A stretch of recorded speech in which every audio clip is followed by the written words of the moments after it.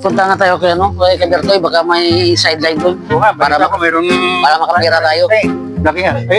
Pre, hindi ginagawa kong pre. Diving pre, dito kayo may pinagawa sa akin niya project ng patungan ng TV. Ngayon, sabi niya, gawaan niyo ako kayo magbayad lang daw siya. Sabi ko, maganda pre, dito kayo para matulungan niyo ako. Anong gagawin ko pre? Ito pre, parang patungan natin ng TV pre. Ito, ang tane, pakiputol na lang ako ng kawin na ilagay na ako. Kaya ko nito. parang ganito. O yun pre, yan. Ganyan pre, patungan lang ng TV yan pre. Ganyan. Yan. Tapos pako. Pakuin itapon. Ang pinutol ni Mang Tane nga kahoy mamaya, yun ang ilagay natin sa pre para matibay. Para matibay. Sige. Sa pre, may pako. Kunin ko yung martilyo pre, antay lang.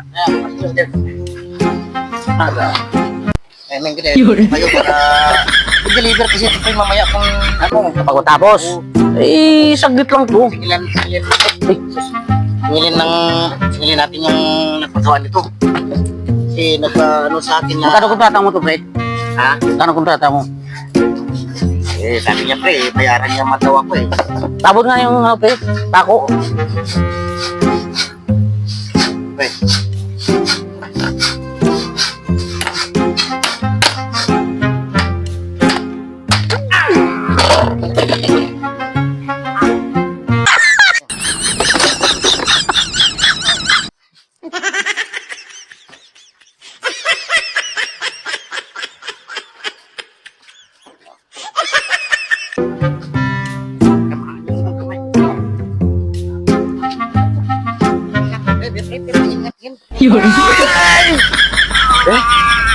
Patingin. Naku pre, namagat. Tuloy yung kamay mo. Yan na pre ha, diyan ka lang muna. Balikan ko muna si Mang Tani. Mang Tani ha, saglit lang. Balikan ko muna si Mang Tani. Natamaan pa tuloy yung panday ko, ang kamay niya. Kawawa naman. Balikan ko muna si Mang Tani.